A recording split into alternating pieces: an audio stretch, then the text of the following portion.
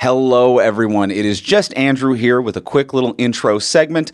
Wanted to let you know that oftentimes we record these episodes long in advance before the actual release, in case we're traveling or unavailable at the time that the week the episode's going to come out. This was an episode we recorded in advance. We recorded it last month, so we recorded it before the passing of Julian McMahon, who plays Dr. Doom in this film. So we don't talk about his passing or pay our regards and respects in this episode because it was recorded a month ago. So this is going to be an episode like any other. We will continue forward and just have a normal conversation about the film, but rest in peace to actor Julian McMahon, and nothing but our kind regards and respect to his family, friends, and everyone who knew him. And now, let's get into the episode. Hello and welcome to Talk from Superheroes. Hey everybody, I'm Andrew Ivamy. And I'm Diana McCullum. And you're listening to Talk from Superheroes, where every week we discuss a piece of heroic television or film. And this week on the podcast, we are talking about Fantastic Four: Rise of the Silver Surfer. You heard that right. That is the Fantastic Four that we're covering this week. Yes, we are not covering. We realize that the new one is out. We will be a week late covering the new film that was just released. We'll be covering that next week on the pod. This week, we're dipping back to the year 2007 to Fantastic Four: Rise of the Silver Surfer. What a confident 7. Well, I was scrolling the page. I absolutely understand what happened. But yes, we are away the week the new Fantastic Four comes out. So we're just backlogging old Fantastic Four. And that's the entire explanation for what's going on. So if you're worried there's going to be spoilers about Fantastic Four First Steps, haven't seen it. We haven't seen it. We can't. We can't and we won't. No comparisons will be made. We can't. We won't. We shan't. We didn't. No, we can't. No. Just can't. I can compare it to a trailer, perhaps. Yeah, I can compare it to the concept, but that's about all you're going to get here. All you're going to get. So this is just a straightforward Fantastic Four: Rise of the Silver Surfer review. This is just fresh cut Gruffold is all you're going to be getting right here. Oh, I've been waiting for some fresh cut Gruffold. It's not in season very often. It's not. The seasonal Gruffold has not been on the menu for some time, but here we are. The Evans is in season every few years. It's been in season for years. The Evans are hardy. And they are always in season. Evans is the kale of superhero casting. Yeah, it's technically a weed, but we all kind of like it. It's also a superfood. But the Gruffolds are in, the Albas are in bloom, and we are... The Chickless is a rock. The Chicklasses are just a rock. So we're talking about that this week. Let's just dive right into it, shall we? Okay. Let's talk about Fantastic Four: The Rise of the Silver Surfer.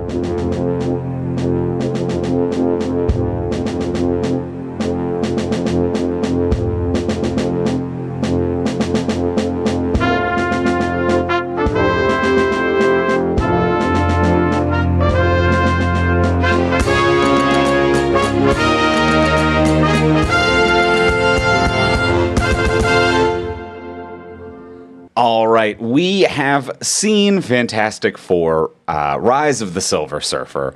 I keep wanting to put a "the" article before it, like "the Rise of the Silver," but no, it's just no, it's just Rise. He's just rising. Yeah, he's just rising, isn't he? It's a strange choice, isn't it? But we've seen Rise of the Silver Surfer. Neither of us for our first time. We saw this when this came out back in the day because we were thirsty asses, and there wasn't as much superhero content then. We saw all the ones that came out. We saw all the ones that came out. I mean, speaking for myself, I saw this many, many more times than anyone should have. I think I only ever saw this once. Oh, until today. A shame. Until today. But Diana, did you like it? I love this movie. I think this movie is great.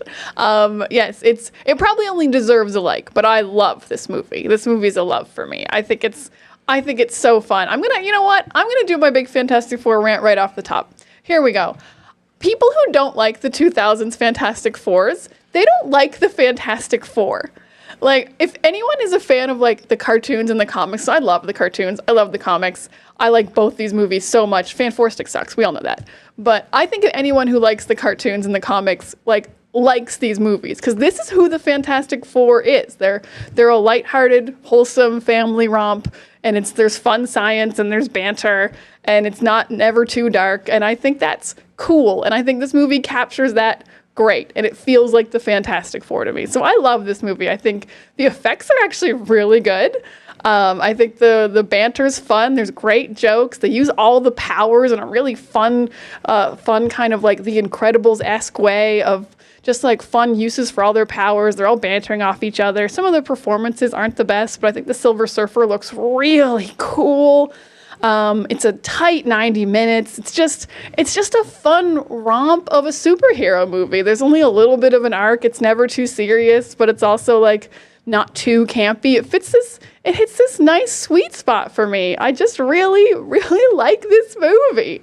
But yeah, I hope I won't be so terrible that I'll be like, it has no flaws, Andrew. It has some flaws.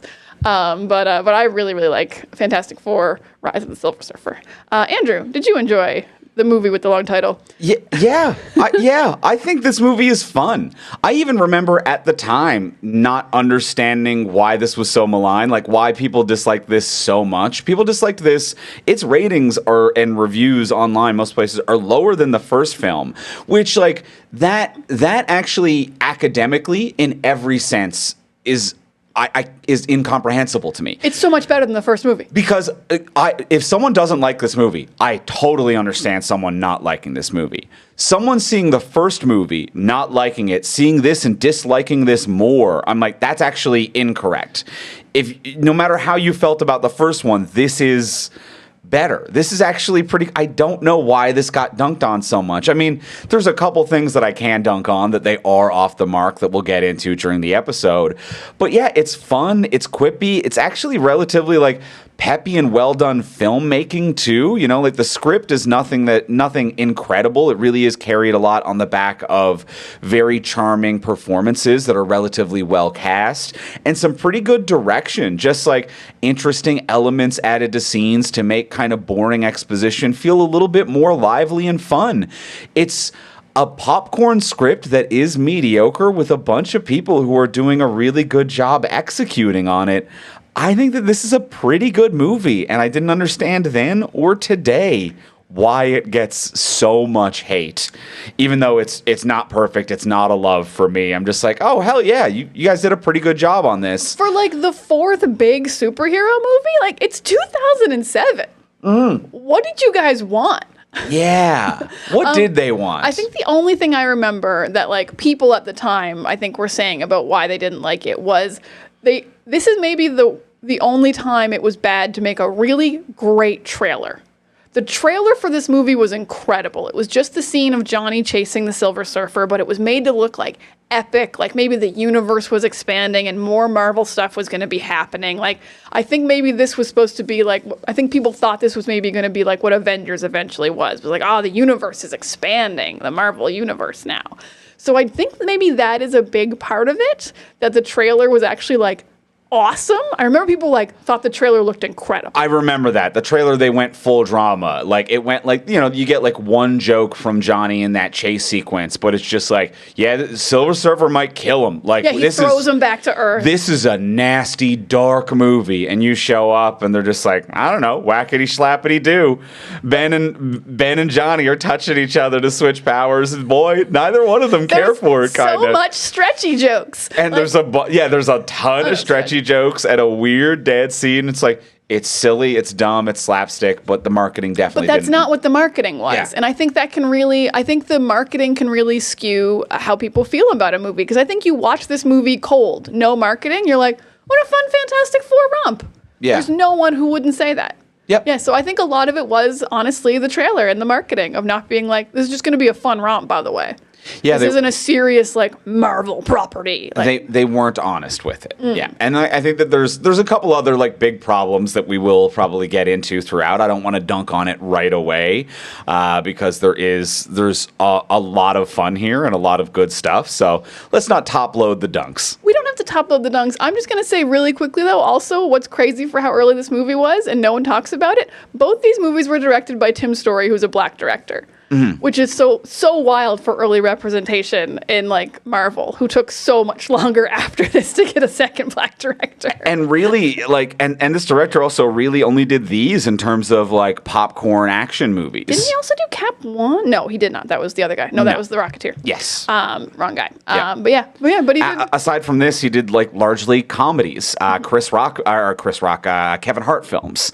So it's largely like black-led comedies is what this director has done before, but he does a great job here. Yeah, he makes the comedy really work when it could absolutely fall flat. Like, stretchy jokes can really go either way of like, that was absolutely horrible or that was cute and funny. They can literally fall flat. Oh. Steamrolled it over. Like when Johnny got the powers and he was just a flat boy. And he fell flat. He was just a flat boy. And he literally fell. The visual effects look so much better than the first movie.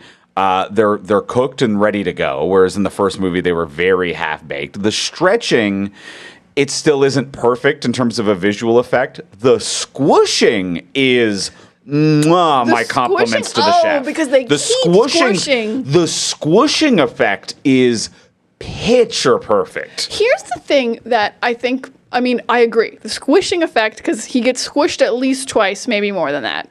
Reed gets squished.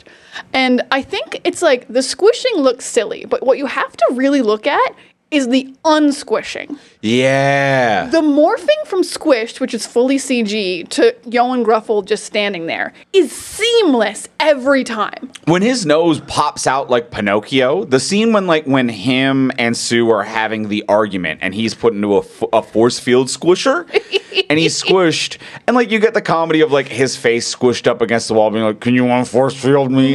And that's funny. But yeah, the visual effect of him kind of expanding like a Looney Tunes cartoon where they like started blowing their thumb to reinflate themselves, and the nose popping out, it looks great. It looks great. And he's like talking while it's happening at least one of the two times he gets squished. So it's not just he's like standing completely still and they're morphing the guy onto the CG. They've really had to like work hard for the squish effect. Yes. Because the actual squishing, not hard. Transition from squishing, very hard. And to do it in a wide shot, not cut away, you nailed this. Yeah, really good. Yeah, the squishing looks great. And like some of it's silly, but they did a better job than the first one. I remember, I've listened to the audio commentaries of both movies. And in the first one, they were like, we hardly do any stretching, and it's very hard because we always have to make sure he's in his costume because skin was so hard to stretch. It always has to be like the blue of the costume because skin just looked really bad. But in this one, they don't give a shit. They're like, oh yeah, his fingies expand all the time, and his legs, and his arms, and his whole head. They're like, well, he can wear whatever he wants, and we'll just stretch him out. And it looks great. It looks great. And then on top of that, too, there's also just really good comedy here with just like simple like cowboy switch cutting effects where it's just like legs sticking out from behind a thing. And then, like, the Thing walks in and is like, hey, Reed, when are you going to be done? And his head pops up from a different area of the object. And it's dumb. It's not plot. It doesn't do anything, but it's fun. Like, they're having fun in this movie, and I think it succeeds in doing that. You're absolutely right that I've never thought about how, without the little details that probably aren't in the script, that this movie falls flat. Because, yeah, that whole scene, like, if Reed's not stretched into a different direction, and if his legs don't go limp at the idea of being married, that scene's really flat and boring, and not a lot happens, except he turns a sensor on. Yeah. But because they're like, we put a couple little dumb gags in it. Yes, and it sells everything. Every scene pops. Every scene has at least one little gag about one of their powers. The director, Tim Story, and the team around him as well, deserve so much credit for adding life to this. Because, yeah, the script is just like the Thing walks in and explains like, oh, well, you built the MacGuffin? And it's like, yes, I did build the MacGuffin. And that's it. There's nothing interesting, and it's just pipe laying, and it's pretty boring and bland, but adding the little pop-ups and the little details help. And even the one that I loved and I adored, and I actually think that I'm like, I think that for a lot of the new movies that we cover on the podcast, they could learn a lot from this scene, actually. I'm like, this is actually really good filmmaking. It is an early scene. It is when Johnny comes in to talk to Reed, and he's like, Reed, I have a very serious question for you. And Reed's like working on his computer, like, I'm Reed Richards, blah, blah, blah, blah, blah. Flawless and he's so like, far. I want to talk to you about your bachelor party. And they're in this little semicircle, and they're both in computer chairs. And Johnny's just rolling over to talk to Reed, and then Reed pushes off the desk and rolls over to the other side to work on a different computer. And they're just doing this dance, and it's kind of a long one cut, and it really does nothing other than establish the next scene of the movie, which is not even particular. They just go to a nightclub. That's it. It's like a 3 to 4 minute scene where all they do is agree to go to a nightclub. And it's just so fun the way that they're rolling, the timing, the line delivery, little moments where like Chris Evans is like, well, you got to keep in mind there. And he like cocks his arms back and really winds up to do the desk push off. Yeah. And then rolls over. And it's just really well timed. And it's something that makes a scene more visually interesting. And it gives these little moments for character pieces as well to be like, well, Johnny is like more outgoing and flourishes in the role, and Reed is a little bit more annoyed and just matter of fact in the way he rolls away. And it's like, now you took a very boring exposition scene, gave it physical movement, made it lively, added character, let actors perform it. This is brilliant for what you've executed from what the script is. Am I like, we should be studying this in film school? No. But I think that every director of a superhero movie today needs to look at this and be like, oh, that is how you liven up a flat script. Mm-hmm. Yeah, it's just a small details you can put into a scene to be like, oh, these are real people who aren't just saying lines. It's like, no, they live here. This is their home. They're very comfortable in this space. And they're very comfortable with each other. They're a family. It's the second movie. And they'll just do this. And it also is like, it's a visual of the character motivation of the scene, because Reed keeps pushing away to get away from Johnny because he doesn't want a bachelor party. So Johnny's just following him, and Reed pushes away and Johnny follows, and Reed pushes away and Johnny follows. And then Johnny blackmails him and says, if you don't have a bachelor party, I'm going to tell Sue that you're working on this sensor. And that's the only time Reed pushes into Johnny. Yeah. And they reverse it, and now they're... you've convinced Reed, and it's just this really cute, like, Reed rolling reluctantly into frame of, like, I guess we could have a bachelor party. And it's just a great, too, even the way the camera has followed whoever has moved for the whole scene. And that's the only one as well where it stays on Johnny and lets him roll back in, where I'm like, the camera's in on the comedy. It's very Looney Tunes in the way that they do that, where it's like there easily could have been a slide whistle when he re-entered frame. Like, it easily could have been like, if you don't, I'll tell Sue that you're working on the project. And it could have been like a boop as he slides back into frame. It's very farcical. It's very aware of itself. And I love it. I love that scene. It's great. It's a great scene. And I will say, I think probably Chris Evans and Michael Chiklis are the best comedic actors in this. They're really selling the most. Chris Evans is phenomenal in this. Yeah. I really thought I was just a hormonal teen who thought he was very talented. And I'm like, oh, he's actually talented. He's actually wildly charming and funny in this. Like, even just that quick scene where he lands on the roof and Ben and Reed are already up there. And he's like, are you building that thing? You're going to get an invisible kick in the nuts. And he just fucking nails it. Yeah. And it's actually not a very charming line. Yeah. But it's very likable and funny. Yeah. And he does this throughout the entire movie. Just these Johnny lines that like could really easily make you not like this character. And you're just like, nah, he's cool. He manages to pull this character together. Even though he just wants sponsorships and to be in the spotlight. And he has a small character arc at the end. I was just about to say he does get a small character arc of evolving as a person and taking things a little bit more seriously. But holy shit, he just drips charisma. He sells the shit out of it in every possible second. Yeah. Oh, should we dunk on something? We've been kind. This has been kind. I would say that, like, while we're on the cast as well, I bigger picture need to remind myself when watching this movie, it's not Jessica Alba's fault. They did her dirty. It's not Jessica Alba's fault. They did her dirty. It's not Jessica Alba's fault.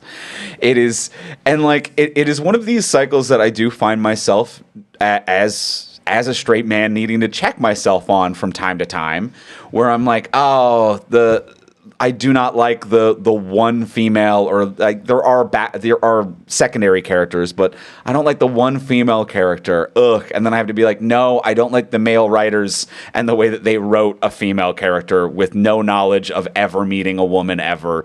It's miserable and it sucks. It's not her fault. Oh, and I'm not saying about her writing. Yeah. Okay. I was thinking about her eyes and hair. Oh, also her look. Okay. Yeah. No, they did her wrong. They did her wrong in the writing, in the makeup, in the hair, all of it. It like if you don't want Jessica Alba, just don't cast Jessica Alba. To cast Jessica Alba and to be like, and then be like, turn the dial to whiter. And I'm like, maybe just don't do that. Maybe just don't do that in any way. It's kind of uncomfortable and awkward, and I hate it. And to be like, let's have a bunch of lines about how hot she is. I'm like, I actually don't like that in any way at all. This is very shitty. I think there's only one line about how hot she is, and it's actually like the trivia reminded me of the time she had just been voted sexiest woman alive, so it's kind of like an inside joke of like hottest woman in the world. Sure, but yeah, we don't need to have her be naked for 2 movies in a row because her clothes burn off when she gets Johnny's powers. I will also point out other people get Johnny's powers and they're not naked. No. Reed and Ben both light on fire. Yeah. They no don't nude end scenes. up naked. No nude scenes. So she is done dirty in several ways. But yeah, it's the push. For me, it's more the contacts, which are so blue, and the hair, which is so blonde, and it's a wig because they like bleached her hair so bad last time it damaged it because she's obviously not naturally blonde or blue-eyed. Mm-hmm. But it's also like Johnny's supposed to be just as blonde. And they didn't do that to him. They just cut his hair so short that you can't tell. Yep. It's like, well, just let her look however she wants to look. Like I love that. And his eyes are still human blue, and they made her eyes radioactive. And it's like, why did you this actually feels miserable, and it looks really weird. It looks miserable, and it's not the girl next door look that Sue's supposed to have, which I think Jessica Alba in her natural look has way more. Yeah. And so it's a pretty miserable look, and her lines aren't great. At least she's given a bit of an arc, which is just that she wants out of the spotlight because she wants to have a family, which I'm absolutely fine with for most of it. And she's sick of her wedding getting interrupted. She has as much of an arc as anybody else, except Johnny's maybe the only one who gets actually a character change. This is a movie where people get things to do and not so much arcs. Yeah. But yeah, she is treated very sexually, and she looks very bad. Yeah. Which is just a weird mix to be like, we need it to be the sexiest woman alive. Okay, well, the sexiest woman alive is Jessica Alba, but it shouldn't look like her. It's like, okay, well, put her in the blonde machine. Executives, you can't have it both ways. You either need to be comfortable with what the world finds sexy and just have a ethnically diverse brother and sister team, or fuck right off. Like, those are your 2 options, really. Yeah, so I'm glad we're at the point where Zendaya can just play Mary Jane, you know? Yeah. We don't need to come up with a crazy explanation for it or draw attention to it. Yeah. So just be like, but it's not what it's like in the comic. Who gives a shit? Fuck right off. You cast a person, that's who you cast. Yeah. Deal with that. That's what they look like. Yeah. You can make small changes, Yeah. Dr. Doom's got scars. Sure. Yeah. Whatever. But you can make her invisible with the CGI machine or whatever. To that point, this is such a small thing. I can't believe they still can't figure out how to make Reed's temples white. Oh, they couldn't get it right in the first movie. It's barely there here in this movie. Most scenes, it's not even noticeable. I was like, how hard is it to just get a little white hairspray? I do it with dry shampoo all the time. I got the Reed Richards. And the points when it is white, it actually looks more skin colored, so it actually looks like it's kind of shaved. It looks like it's shaved. Yeah, it looks like a fade instead of my hair got turned gray. Yeah, it's tough. It's not quite the right level. It seems like, it's crazy that they can do a smush, and they can't just do some white temples. They can't do the hair. I do want to finish one thought on Sue though, because you didn't mind the referencing her as hot scene as an inside joke.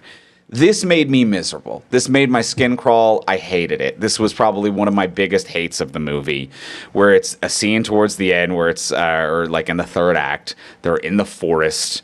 And the general, played by Andre Braugher, rest in peace, a phenomenal actor, does a great job of this character. Really fun, really terrific. He's great here. And they're in the woods I think they're in Germany at the time. And he's just like, I'm the quarterback, but you wouldn't know that because you weren't a jock. And I'm like, wait, what is happening? Immediately the scene starts in a way where I'm like, the world's at stake, and you're yelling at him for being a nerd? And then, but he's not a cool nerd like Dr. Doom. Yeah, Dr. Doom's a cool nerd.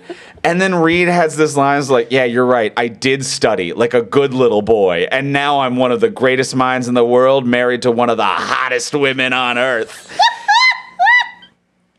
And then the general's like, you got me. You can lead this mission. Where's the president? You're in Germany? What are we doing right now? The fact that a nerd stood up, like, these are none of the themes that have been in this movie as well. Like, they're dumb, but if they were the whole movie's theme, I would be maybe okay with it. But I'm like, this is embarrassing, this theme of, like, nerds can be leaders, actually. And then also, your wife's been kind of mad at you the whole movie for putting her second. And then she has this line where she's like, I'm so hot and turned on by you right now. And I'm like, I don't really like that either. That you're like, I love that your only reference to me was calling me hot to win an argument just now. That you don't think of me, and then you do think of me only to be a winner. And I'm like, this whole scene says more about the writers of this film than it does about any of the characters in this film. Where they're just like, have you considered that nerds are actually really fucking cool and get puss?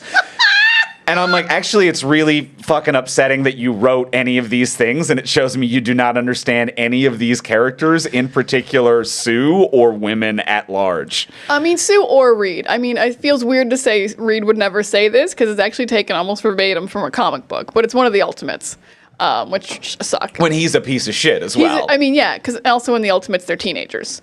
Ultimate Fantastic Four. So it's like, yeah, maybe don't take that. There's so many other speeches he's done. Yes. But yeah, it's not a good rallying cry. Chris Evans tries to save it with like, I also think you're hot for doing that, for standing up.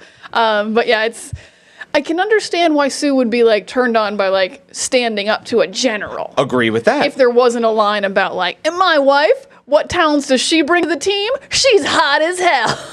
It's like she's also a scientist. She can turn invisible. She basically has telekinesis. She was an astronaut just like you. She was also an astronaut. Yeah. Mm-hmm. So maybe you could like those things about your wife. Her. Yeah. So it's not a great scene, but you're right that it's also just so unmotivated by the script, because Andre Braugher hasn't liked Reed this whole movie.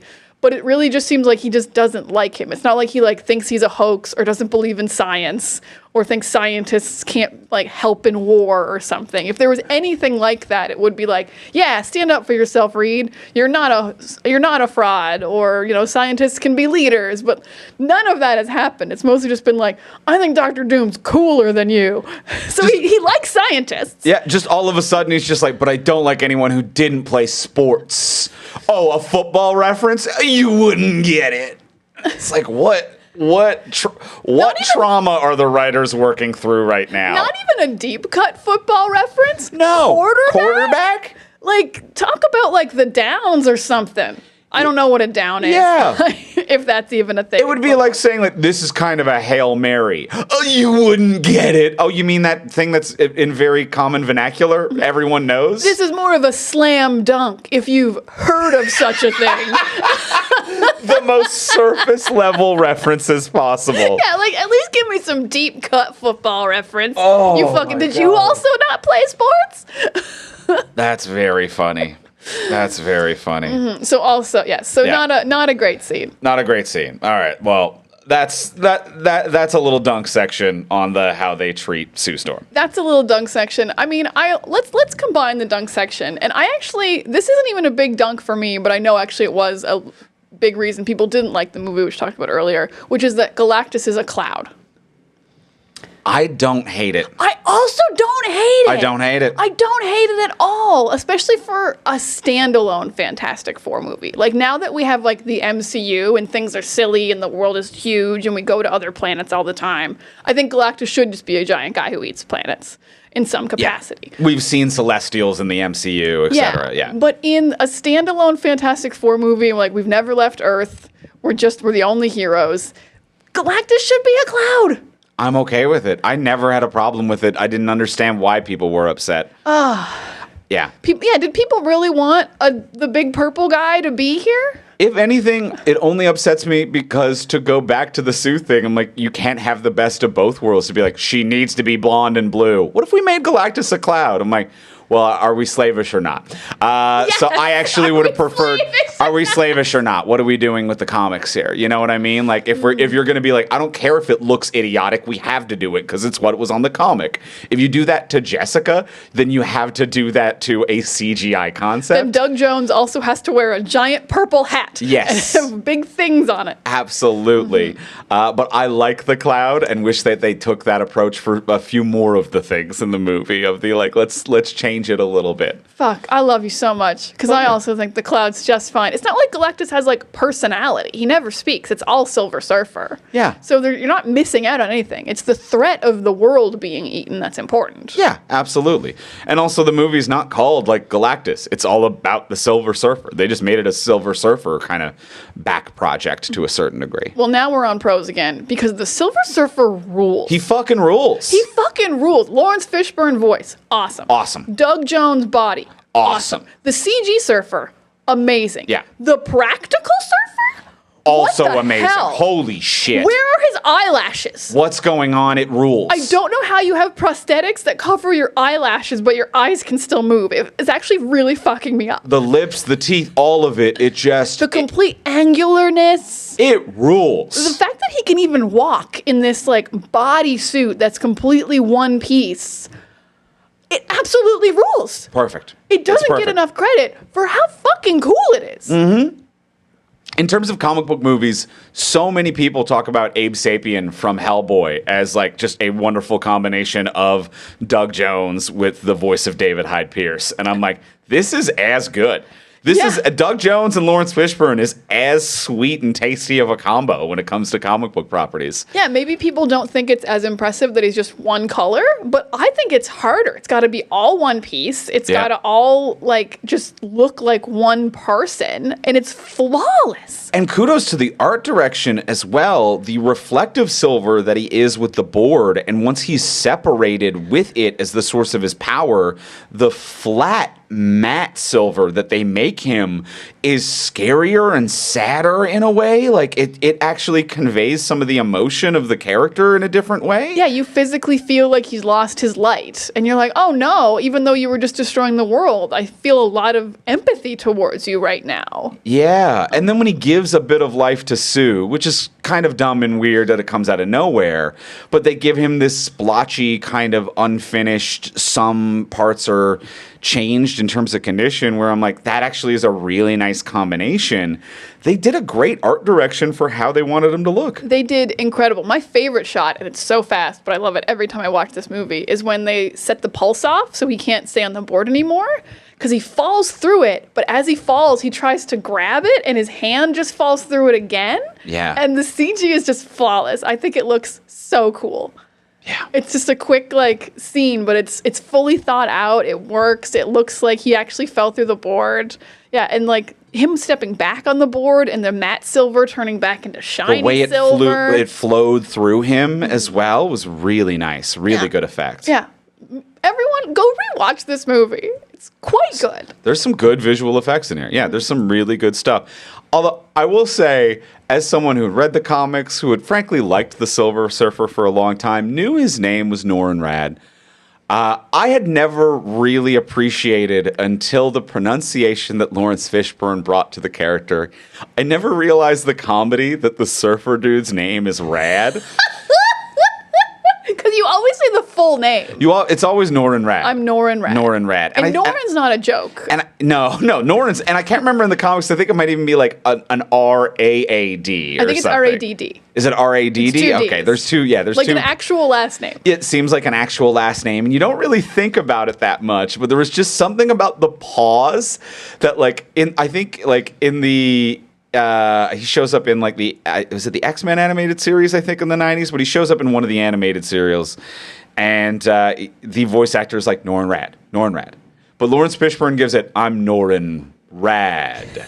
And I'm like, oh, what a rad dude. Like, Lawrence Fishburne hits the rad real hard. And I'm like, fuck yeah, dude. He hits the rad really hard, but with dignity, but he's also emphasizing the rad. He's emphasizing how dignified rad he is. But he's rad. But he is fucking rad, dude. Yeah, it's very funny that also the other scientists start calling it a surfboard as well, and then the Silver Surfer's like, it's a beacon, and like, we're still gonna keep calling it a board, even though you've given it a less dumb name. We know it's a surfboard, Mr. Rad.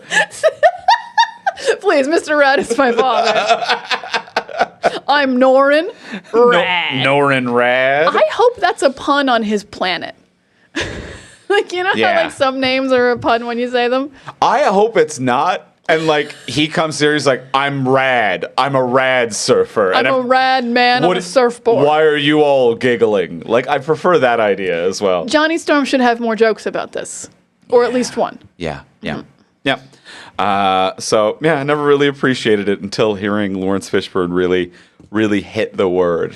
Oh, yeah, Norin Rad. Yeah, he's fun. I think he's great. Yeah, the performance is just like, and it feels epic and powerful, like effects aside, like just when he's just standing and puts his hand out and calls the board, like it feels powerful and cool. I love this surfer. Yeah, it's a good interpretation of the surfer. It works. When he tips the board up and absorbs, just eats a couple of the missiles. They're just gone. It's scary. It's legitimately scary and cool. Yeah, the whole forest sequence is legitimately scary and cool. It's very scary and cool. Ooh, since we're on the surfer, I'm going to go to Trope Corner for a second. Oh, lay it on me. Trope I hate. We've seen it in a couple things lately, and I can't remember what else it happened in. The trope of we've captured an incredibly powerful alien / some other thing, and we've left it completely unsupervised in a room. You're torturing the Silver Surfer, you're trying to get information about Galactus and the board or whatever, and you're like, let's all take a break. Literally every guard, every scientist, everyone, let's just all leave the room. Yeah. And then Sue just walks in invisible and she's like, well, I guess we can have a conversation. I'm just going to talk to you. Mm-hmm. Yeah, but we're also in a glass room at the same time. We're also in a glass room where everyone can see me. I'll go invisible when I have to, but everyone has to leave the room first. It definitely also happened in Shape of Water, since we brought up other Doug Jones stuff. Because I remember when we watched that, we're like, she just goes in there whenever she wants. Yeah. Doug Jones getting visited by beautiful women while being tortured in a room is its own subgenre. It's its own genre. It's its own subgenre. He's being typecast, if anything. He's being typecast. We got to get him out of this. Yes. So I can't remember. Liquid metal is a kind of wet. You know what I mean? Wet Doug Jones being tortured while a beautiful woman comes to save him is a whole subgenre. Hey, in every movie where it happens, it's real good. Hey, if it works, it works. Maybe more. So yeah, it's a trope I'm very annoyed by, that I think, this is an old movie, but it still happens today, and it's just like, come on, guys. There's definitely a guard. At least at least knock out a guard as you go in. Yes. Yes. Hit somebody. You're an invisible woman. Why do you only smush your husband? You gotta smush him. Smush somebody else. You gotta smush him. Mm-hmm. Mm-hmm. So that's my trope corner complaint about I love that. The Silver Surfer. Classic trope corner. Skibbity beep bop boop doop doop doop doop. Trope corner. Obviously, the song we sing every time. The song we sing every time. We don't need to emphasize it because it's not something that you notice. But I'll just say real quick: the music's real bland and boring. That's one thing that does hold the movie back, I think, to a certain degree, where there are moments where it feels like that they got someone off Fiverr to do an impression of Danny Elfman's Spider-Man. And the opening credits in particular really feel that, where it's just like, we're going through space. And it's like, and I'm like, yeah, it's a little bit like Spider-Man. It sounded like you just did the Wayne's World scene transition. That's kind of not far. I mean, that's not far off from what Elfman does, but that's iconic in its own right. But yeah, it just feels like a public domain Fiverr kind of like, my nephew says he can do an Elfman type of energy. It's really bland and boring. It definitely is, because I don't notice music, but I do like theme songs and I like singing along. And if this had one where I could if this had anything like Wonder Woman-esque or Spider-Man animated or X-Men animated, it would be like, I know it. Yeah. But yeah, I couldn't even tell you what this sounded like. And I know you wouldn't be able to recreate it, but if you listened to Elfman's like Spider-Man theme, you'd be like, oh yeah, I remember every feeling of the moment of this. Whereas like if I played this to you in a vacuum, you'd be like, what did you just go to YouTube and type in no lyrics music to study to and hit play? Like it's that. Like we could put this on a reel and not have to worry about revenue. I think so. Getting taken away by Fox because they'd be like, that's just nonsense. It's just legally generic enough. Yeah. Generic as hell. I want to give this script credit. Like we said, like some of the script is boring and the directing's doing a lot. But I will say that this is a very good script for what's very hard, which is I think it's quite hard to do a 2-villain movie.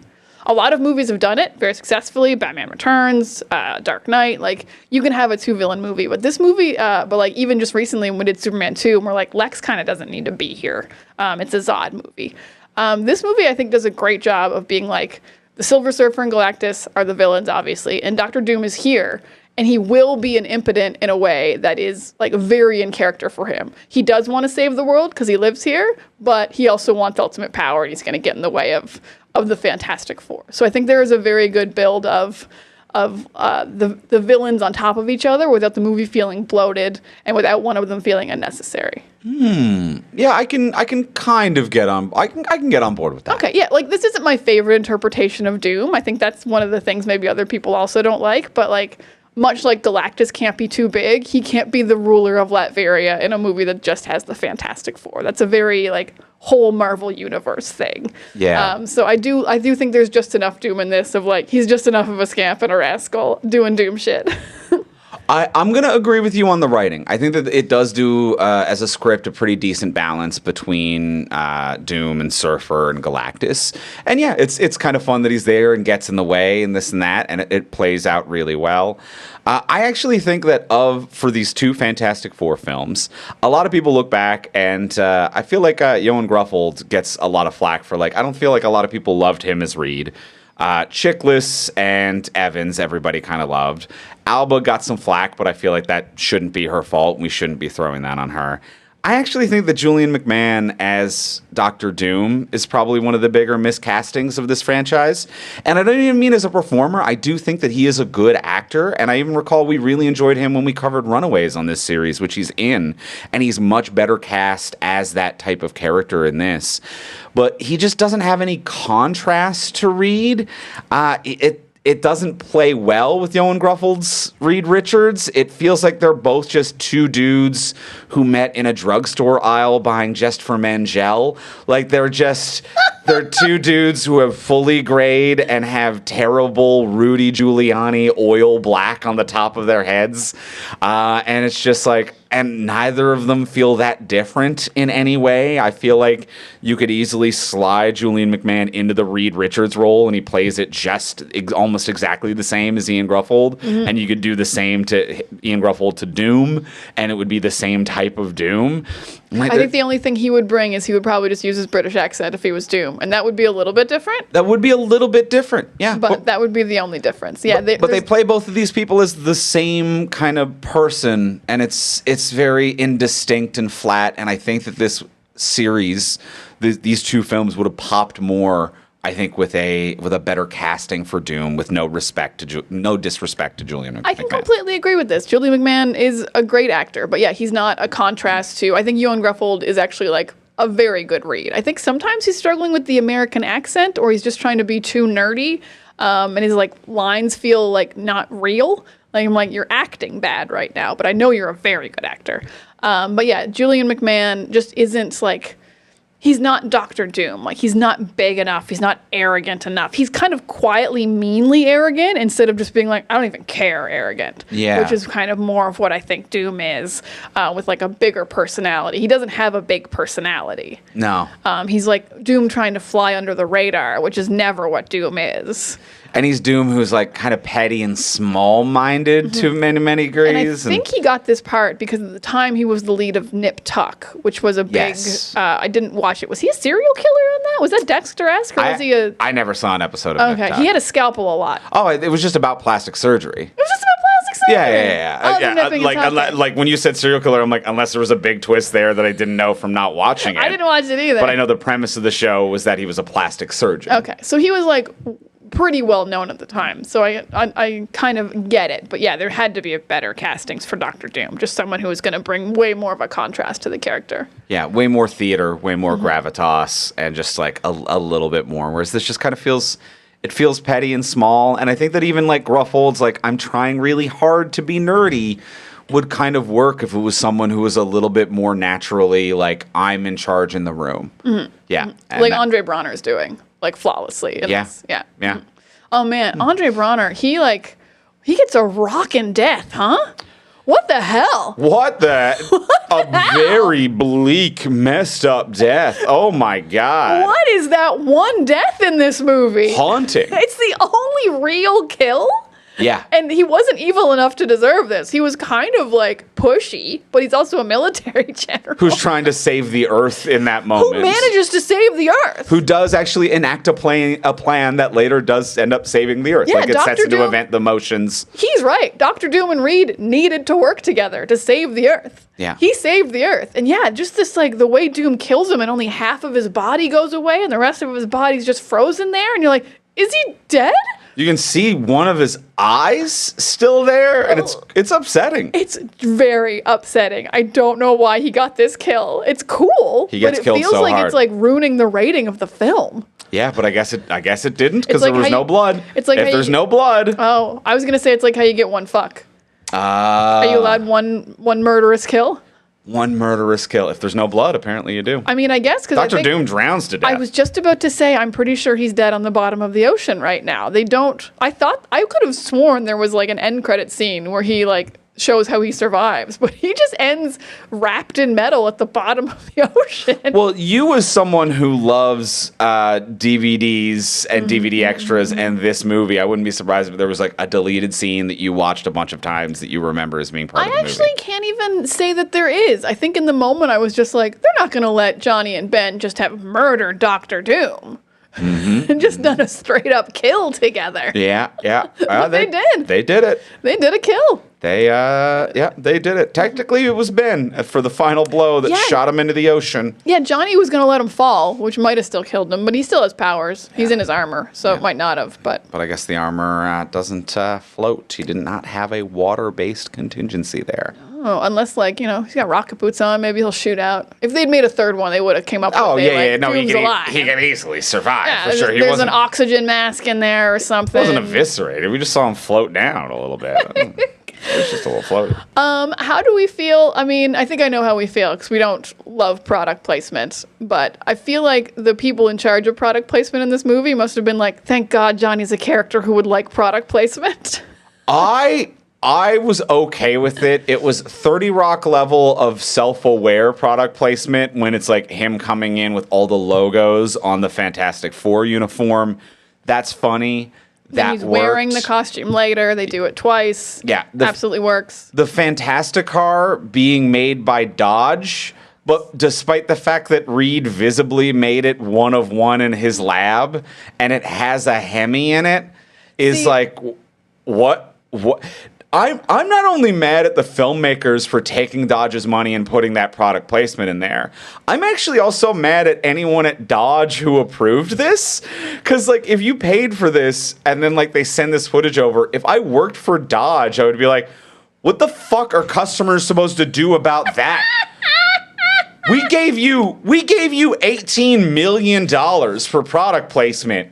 They can't buy a fan. What the fuck are viewers supposed to do with? We're Dodge. We took the chairs from the trucks and we put them in the Fantastic Car. Don't you like it? It feels like when the Homer's car is revealed on The Simpsons. I feel like the Dodge people must have been like, what the fuck is this? The fuck do we do with this? There's domed seats and it flies? And then the seats break apart? Hemis don't do that. Why? It's an ugly, ugly car. Dodge. Excuse me? Because as much as I like the Fantastic Car as an idea, it's not even that good looking. It's never looked good. That's No. kind of the Fantastic Cars thing. It's just never looked good. They just need a way to get around. But yeah, it's so clumsy. It doesn't make. You're right. It doesn't make any sense. It wasn't like. And you can almost make it make a little sense if Reed was like, yeah, I didn't have time to build an engine, so I found a great one that already exists or something. Instead of just, I don't know. Why do the seats have Dodge stuff on them? I'm going to do a micro what would you change here for product placement. I work on the film or for Dodge, and they're like, we don't know how to make this work. What has happened is fucking miserable. And I'd be like, we have a scene where he's got the Fantastic car, and he's like, I haven't figured out the engine yet. And then later it's like, where'd you get the engine from? And then it cuts to, in that garage, there is a Dodge truck that has the hood open and one of the engine lifters next to it. And he's just like, Johnny, I needed to borrow your truck. Boom, Dodge. It's got a Hemi in it or whatever the fuck. It's not that hard. It's not that hard because also they had shown so many scenes of Johnny driving things. He easily could have been like, check out my Hemi earlier, and then Dodge is like, yes, we're super horny for this one. When he arrives at the wedding with whoever that hot girl of the week was. Yep. I know she was famous at the time. Yeah. And like he could have been like, Hemi time. And then it's established it's a Hemi. It goes in the Fantastic car. I love that. It works. Love that. It works. I do love the idea, genuinely love the idea, that they don't draw enough attention to it, that as soon as they had to fly coach one time, Reed built himself a plane. Which is genuinely what happens canonically in this film. They had to fly coach. Johnny said, we should get a plane endorsement. And then Reed just built one. Built one to be like, I actually don't need product placement money. Yeah. And then leads to a product placement. That's how it came to be in a weird roundabout way. Yeah. Mm-hmm. So, yeah. Clumsy, really good product placement, and then the clumsiest product placement you've ever seen. And I remember, to bring up another movie, but watching this and being like, Dodge, why did you flush your money down the toilet? You should be furious.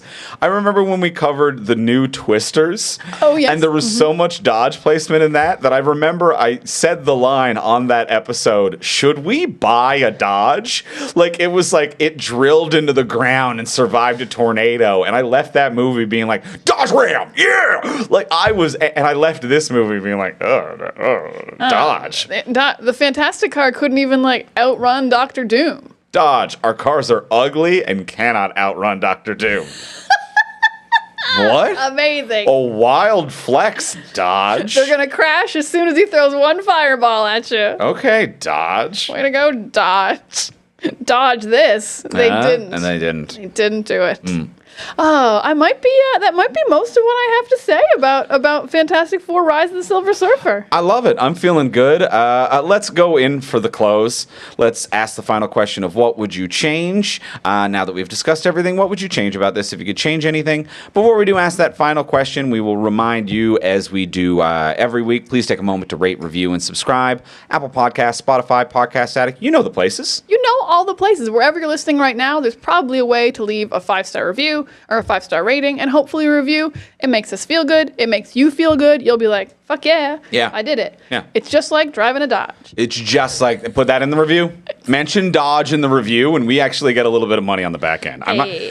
I'm not going to keep lying to you guys. If you mention Dodge in the review, we get a little bit of money on the back end. We get a little bit of money on the back end. Tell them how much you like the Hemi and the Fantastic car. Mention Hemi, and if you mention Dodge and Hemi in the review, we get even more money on the back end. So help us out. That's the thing not a lot of people tell you about Apple Podcasts, Spotify, and Podcast Addict. We're here to tell you the truth. So do that. It's a free way to support the show. And if you do want to support the show monetarily, you can do that over on Patreon, which is our monthly subscription service. You can subscribe at whatever level is in your budget. You can also cancel or change on any given month. You can sign up for a year, in which case you get a 1 month free. Lots of cool options and cool bonuses. You can get our webcomic early. You can get these episodes early and ad-free, which will be awesome as well for next week when we cover the new Fantastic Four. And you will also, at the $10 hero level, you get a bonus episode of this podcast every single month, including immediate access to the full back catalog. This month's bonus episode, we're going to be talking about the Disney Plus series Ironheart. New release on the Patreon is rare for us, so it's a little special treat. A little special treat for all the good little folks over on the Patreon. So check out the option. Did she put a Hemi in the armor? We'll find out. So check out all the options over at patreon.com/fromsuperheroes. That is patreon.com/fromsuperheroes. And now, let's go in for the close. Let's ask the final question. Now that we've discussed everything we've discussed, Diana, what would you change about this movie if you could change anything? I wouldn't change a whole lot. I really like this movie. I think obviously Jessica Alba can just look however she wants. She can look like Jessica Alba is going to be my quick one. Let women exist. Just let her exist. My bigger change story-wise is I think 3 of the 4 of the team kind of get an arc, and Ben really doesn't, and I feel bad for Ben. So I'm going to give him an arc because Sue and Reed are both dealing with, can we be famous? Can we be superheroes and start a family? Johnny's trying to become more responsible, deal with his powers fucking up, and Ben's kind of just there.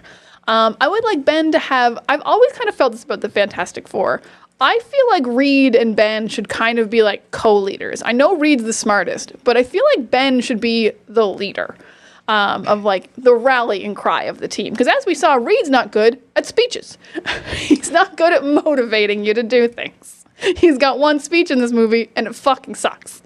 So I would really like to see, there's so much military in this movie, and Ben is actually military because he was an astronaut. You have to be in the Air Force.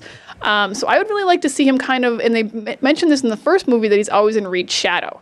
And I would kind of just like to see a return of that, of him kind of being like, the military's here, so maybe he like steps in line, he's in line for the military, does whatever they ask, and throughout the movie just realizes like, we should be doing our own thing, we should be stepping up to the military more. I will lead this team while Reed is kind of like out because Sue's dying and he's just lost all perspective. So I just want Ben to even have any kind of small arc because he really just kind of is hanging around this movie. So I think him finding a leadership role and kind of dealing with his military past a little bit could be maybe what I would add. I'd only add like 5 or 10 minutes to the film and it can handle it. So that's going to be my change. Andrew, what would you change? I like where your head's at there. I think that's pretty good. I'm very surprised that you go for that, considering your love of Johnny and Chris Evans. I love Johnny's storyline in this. I think the power switching is such a great device of this film. Yeah. I think it's very fun. It makes him kind of the lead of the movie. Oh, so I misunderstand. I thought you were saying like take his arc out a little bit and kind of make Ben more of the central character. No, Johnny loses nothing. Johnny, and there's just also more Ben. Okay, there's just more Ben. Don't you take a thing away from my boy Because it felt Johnny. like Johnny had no arc in the first movie, and Ben was very first movie heavy, which is why they kind of flipped it in this one a little bit. So I was thinking that it would be less Johnny, but understood, same amount of Johnny, just happens to be more Ben. I'm on board with that. Every movie, they all should have stuff to do. They're all the team. All right. So Andrew, what would you change? One scene. I'm locking in on one scene. Hit me with your scene. Two things about it. One silly little punch-up moment. Just a little joke. It's the scene when Dr. Doom takes the surfboard from the military base. I want just at least one joke. There was one joke that I just locked in on. I'm like, please do this. It feels like it would be in character, and it would be so nice, and it would be just kind of like match the tone of this movie. When they're going to look at the surfboard, I just wanted a moment where the general was like, you've done very good work today, Victor Von Doom. Reed was wrong about you. You are trustworthy. And I wanted him to be like, I hate that you're forcing me to tell you that Reed was right. That would have been fucking awesome. And I just think a villain turn for him to be like, God, I hate to tell you that Reed was right. I just wanted that, just blammo. I wanted that as a punch-up moment where I'm like, I feel like the comedy would have worked. It would have been in line with the character. It would have been just kind of a fun moment. It would have been a good moment because Doom has literally one good line in this movie, and it's when he tells Reed that he's going to talk real slow when they collaborate on stopping the surfer. And I'm like, that's such a dick line. I really like it. A dick but funny is like, funny. I think that would have been, so that's just one joke that I couldn't stop thinking about in that moment. And the other that I'm quite disappointed by is a character design piece. He loses his armor in this at the beginning of the movie. He like ditches the original armor. He's back to being flesh and hey, I'm here. And then he gets this silver metallic surfboard and he rides it and then he just kind of puts on some loose metal armor. And I really wanted him to take the surfboard and have it like mold around him into a cool new I'm Doom wearing a living armor of the surfboard. Shiny Doom. Yeah. And it could be shiny, it could be more, but whatever it is, like I liked the idea of it forming around him. And it really felt like it was building to that, to be like, I'm now flesh me. and I'm taking over this thing. Aha, I got it. Time to put my Halloween mask back on. And it felt very unmotivated and weird and didn't quite make sense. So I wanted to see him in a suit made out of the surfboard. I can get behind that because even within the logic of the movie, it seemed like the thing on his arm was all he needed to control it. Yes. It wasn't like, I'll die if I'm not wearing the whole armor thing while I'm on the powerful surfboard. Like when you need the gauntlet to use the Infinity Stones or something. Yeah. They didn't give that impression at all. Yeah. You could have just had a cool Silver Surfer Doom. Have it form around you, Silver Surfer Doom, I think would have been cool. That would have been really cool. Yeah. No, I got no problems with that. That would have that's been it. fucking cool. One joke and an armor redesign, because also I think he looks like kind of a dipshit in this. He does. He looks very... He did in the first one, too. He looks like Green Goblin because, like, the mask doesn't move. So Green Goblin, like Spider-Man 1. Yeah. It's just, like, it's very hard to be menacing when, like, you just don't have a facial expression and your mouth isn't moving. When you can't emote. Yeah. Yeah. Yeah. Yeah, it works in a comic because you can't move in a comic anyway. But it doesn't work in a live action. Now, Green Goblin looked better. But yeah. Green Goblin did look better looked because like he kind looked of a dipshit. scarier. Whereas this is just, like, it's just a mask. Get him out of here. Get him out of here. Well, I'm feeling pretty good. You feeling good? I'm feeling great. I can't wait to see Fantastic Four First Steps. First Steps. A lot to live up to. For Diana, not for the world at large, not necessarily, but for Diana, a lot to live up to. To live up to. I got high expectations. First steps, big steps. You know what I mean? We'll be talking about that next week on the podcast. In the meantime, if you want to get a hold of us, you can find me online. Most places, I'm at Ivimey, Ivimey. You can find me on Tumblr and Blue Sky at Words of Diana. And you can find both of us most places at From Superheroes. And you can check out everything we create over on our website, fromsuperheroes.com. And we'll talk to y'all next week. Bye.